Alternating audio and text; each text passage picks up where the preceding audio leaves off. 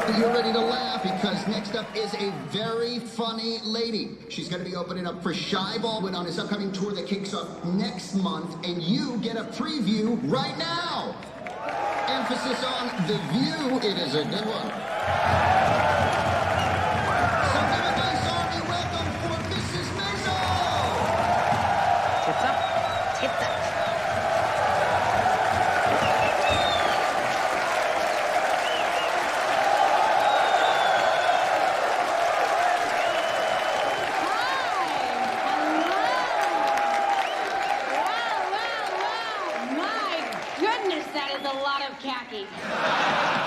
And I just realized it is actually a very flattering color for most skin tones. I know you're relieved. I just want you to know how much I admire you guys.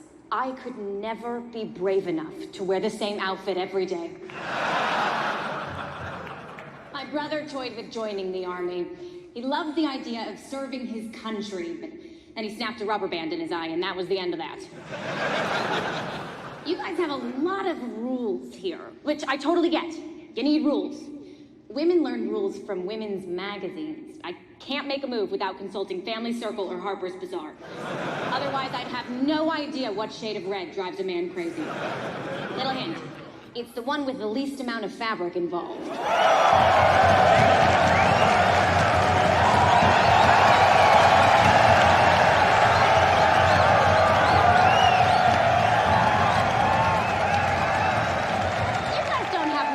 Like that, do you? You could really use an Army Men's Monthly or Gunboat Daily. You know, you could read helpful articles like Fashion for Foxholes, Give Your Pistol Some Pizzazz, How to Get Your Commanding Officer to Notice You. Oh, here's one. Camouflage. How to stand out while blending in. And for you generals in the audience, how to take care of your privates.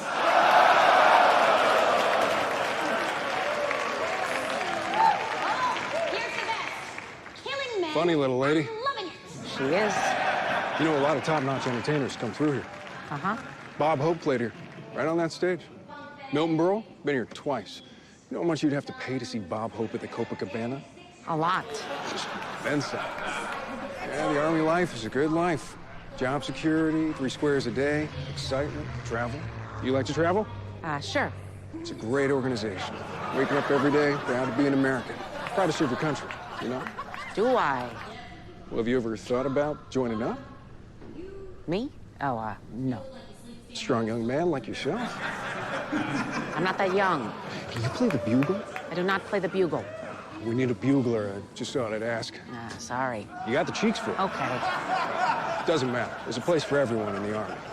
Plus, you get benefits up the ass. Well, I don't need anything up my ass at the moment, but thank you. Think about it. I will. I'll never leave my mind again. Trust me.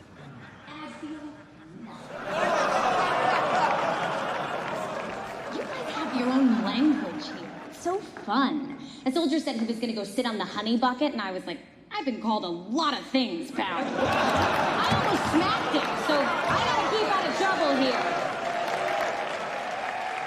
Maybe you fellas could run some jargon by me, make sure I understand it. What are some of your other phrases? Direct support. Too easy. That's what I'm wearing under my dress right now.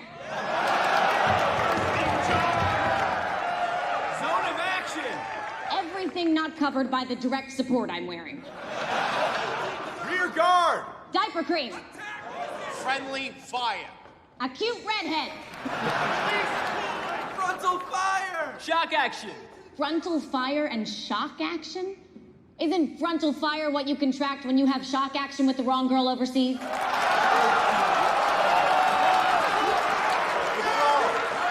Huh? Withdraw. Congratulations, you're a daddy.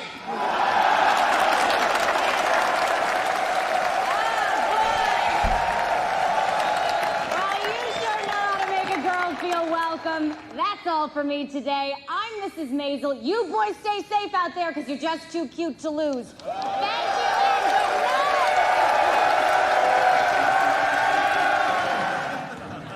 So I'm about to go on the road for a while. Isn't it weird how when you're away from home, you start missing the little things you never really thought about? Like your kids. Thought that would do better. Guess you all like kids. To each his own. Okay, well, I have kids. And, everybody seems to get so angry when you bring one on a plane. But if the airlines don't want them, why do they provide those little child-sized bottles of booze? Wow, not in a laughing mood tonight, huh? There's a Bergman film playing down the street. It's about Black Death. Maybe you should have gone to that. Or maybe something's missing from my set. What could it be? What could it be? Oh, I know. A catchphrase. Yeah, that way I can do a bunch of crappy jokes, then save them with one of my patented zingers. Something like, have yourself a scoop of that. Or dock that in your harbor. Or stuff that in your pierogi. Yeah. Guess I'm a little nervous. I'm opening for Shy Baldwin. Yeah, but I won't be on the road by myself. I'll have a support system. My manager, Susie Meyerson. I see you've met. She's always believed in me, Susie. She's pushed me to get better and better, sometimes off a cliff, but irregardless, I'm loyal to her for that. Because really, if there's no loyalty, what's the point of a partnership? They say if you want loyalty, get a dog. But even the most loyal dog will stick its head in your neighbor's coos because it wants to get scratched. It doesn't mean the dog doesn't like you. It just means the dog isn't that fucking picky. All right. Thanks, everybody. I'm Mrs. Maisel. Good night. Good job, Midge. Really good. I'm sorry, were you even listening? Oh, no, don't get me wrong. You were awful. It was like sitting at my grandmother's deathbed all over again, but without snacks. Thanks for the feedback. Hey, better to crap out now than in front of 1,000 people in Vegas. That would be disastrous. Really, Jackie, you're giving me a big head. Yeah, your head looked bigger tonight, too. Mrs. Maisel. Hello.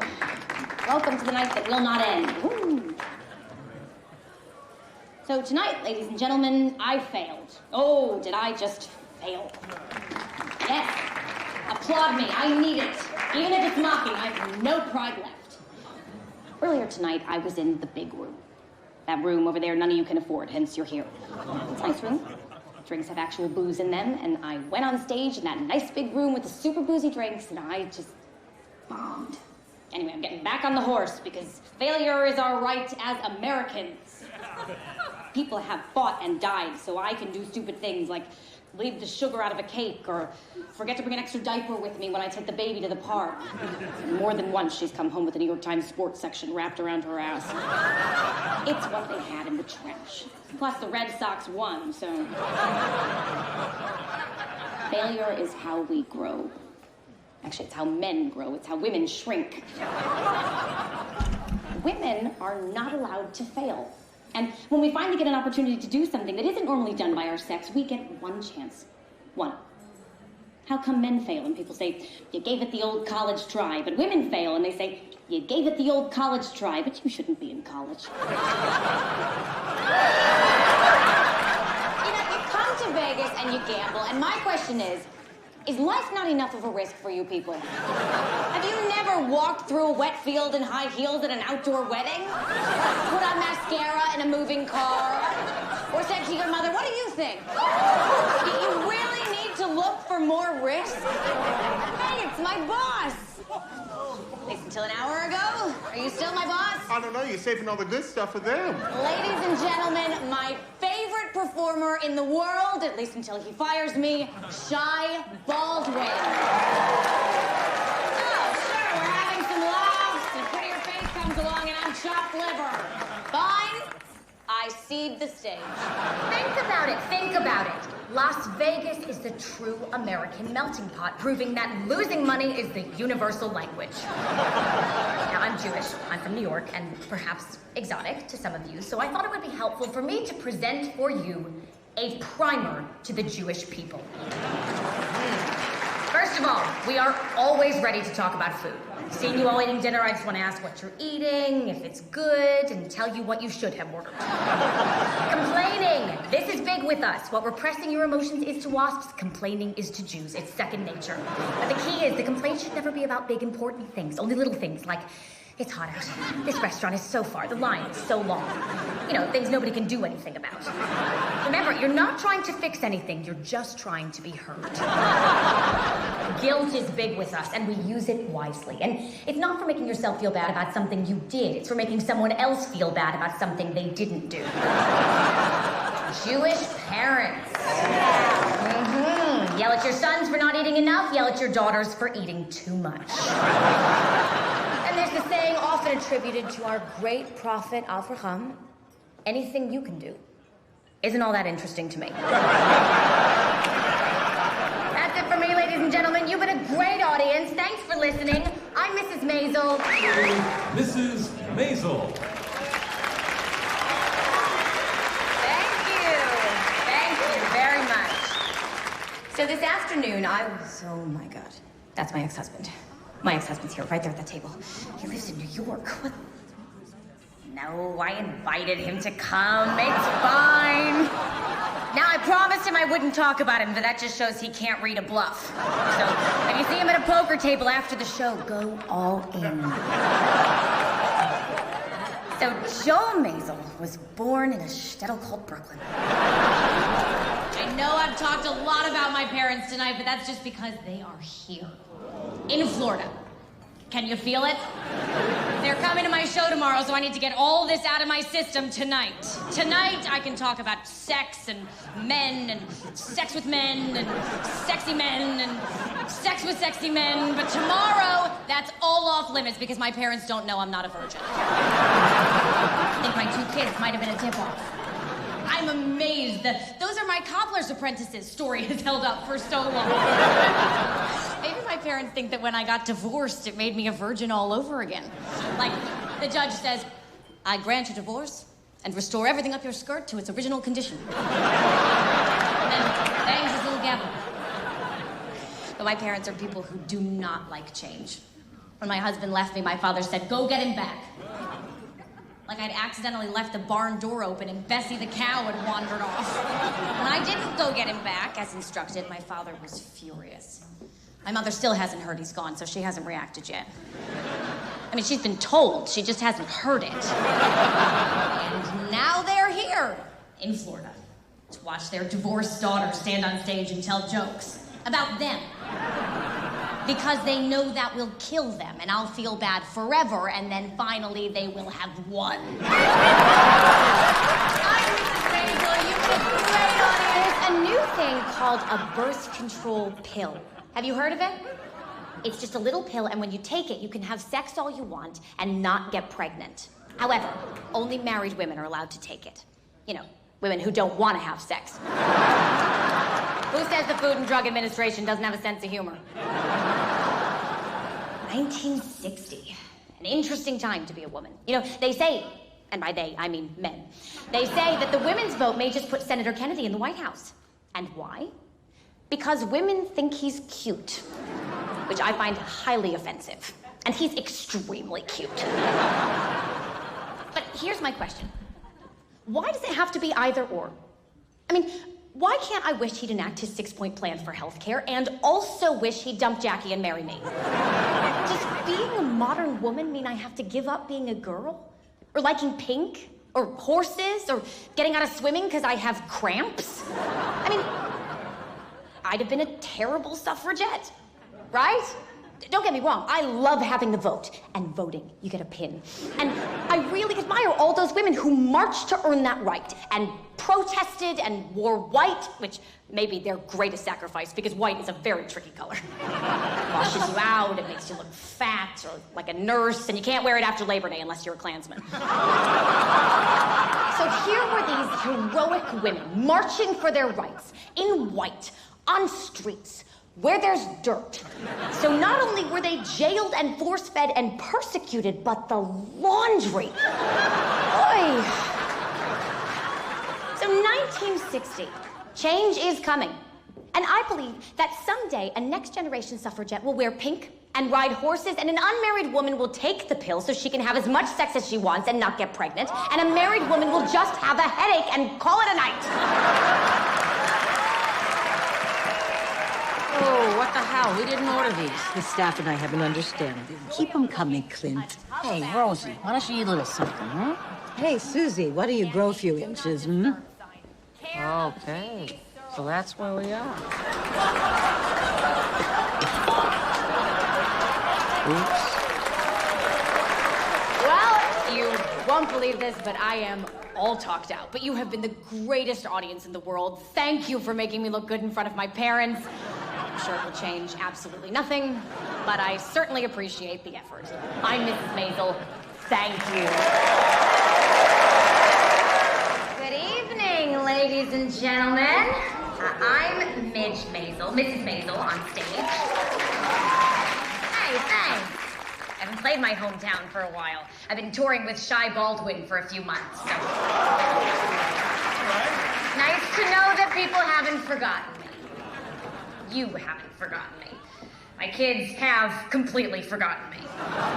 They've gotten very jaded having a mother in show business. I showed up the other day, my daughter pointed to her diaper and said, "Sweetie, would you get this?"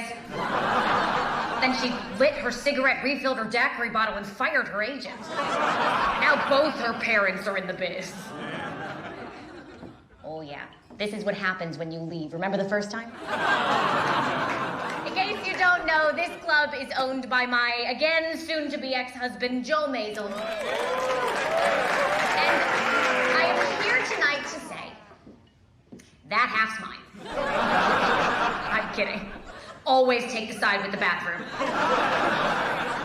Joel is a great father.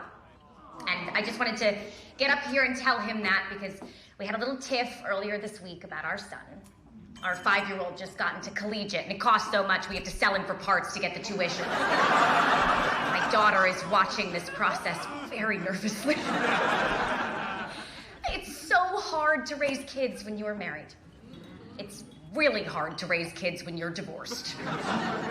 But it's not that hard to raise them when their dad's a great guy. But Joel, there's no fucking way our kids are going to school in Queens. I'll burn this fucking place to the ground. Have a great time, everybody, and drink up. Home proceeds go to collegiate. Ladies and gentlemen, welcome to the stage, her first time at the Apollo, Mrs. Maisel. Tits up.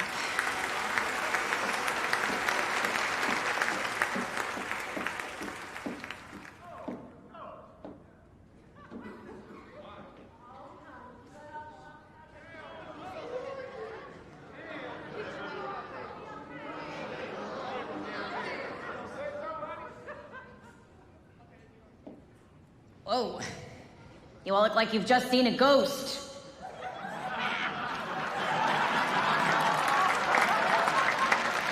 Yes, I know. After this, I'm heading to LaGuardia to help land some planes. Now, before we get any further, who made this? I made that. Me. It looks like mine. Unbelievable. Fried in oil? Lord. Ah, you ever use schmaltz? Same heart attack, different afterlife. So, Shy Baldwin. You heard of it. He's pretty great, huh? You know where we met? In the ladies' room. No, seriously, we did, at a charity event. I mean, picture it. This pretty, dainty, elegant thing, primping in the mirror, and there I was, right next to him. How do you compete with those cheekbones? Those Ava Gardner cheekbones? The man is so gorgeous that Arthur Miller's sniffing around him. He's the only person I know gorgeous enough to play Romeo and Juliet. So I've been hanging out with Shy on tour, and I discovered that all he has to do is sing. He has a guy for everything else. Well, just about everything else. No, he pretty much has a guy for everything else. You see him on the road, his guys falling over themselves outside his door. Whatever you need, Shy. Let me tuck you in, Shy. Let me get that makeup off your collar, Shy. Don't be scandalized, it's his. We were on the road a while, and coming back to New York, I was a half a day on a plane, a train, a bus, a cab, a rickshaw. Shy comes home. He doesn't need a plane. He doesn't need a train. He just puts on his Judy Garland shoes, clicks his heels together 3 times, and says, "There's no place like Harlem. There's no place like Harlem."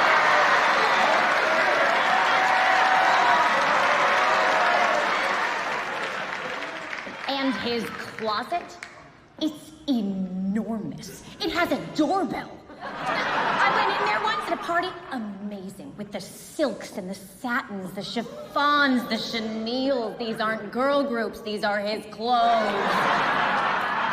Hey, who made this?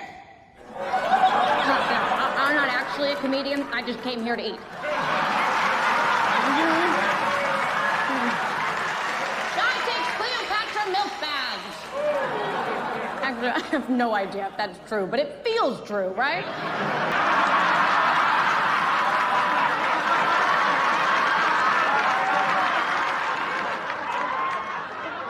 Hold on, my mouth is full. Oh, now you're just adding your own punchlines.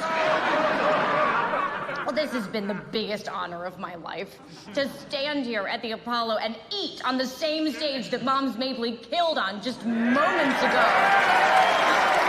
Thank you, Shy Baldwin. And speaking of Shy Baldwin, he clearly doesn't need an introduction, but here it is anyhow. Ladies and gentlemen, the one, the only, the fabulous Shy Baldwin.